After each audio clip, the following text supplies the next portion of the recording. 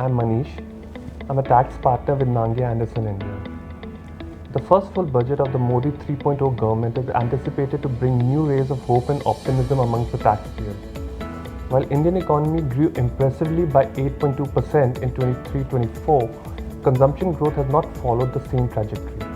The government has pledged to prioritize increasing middle-class savings and enhancing their quality of life.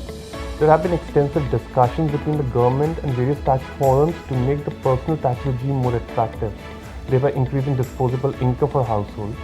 Possible measures could include increasing the tax slab rate, rationalizing the standard deduction, and incorporating basic deductions like ATPTA and HRA into the new regime. On corporate tax front, the interim budget in February did not find any mentions for extending the sunset date for the concessional tax regime for manufacturing companies.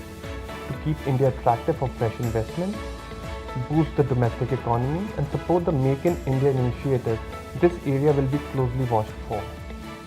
On international tax landscape, the OECD's recommendation for Pillar 2 rules have become effective from 2024, with adoption and implementation already underway in countries such as Singapore, Canada, Germany, Australia, and the UK, just to name a few.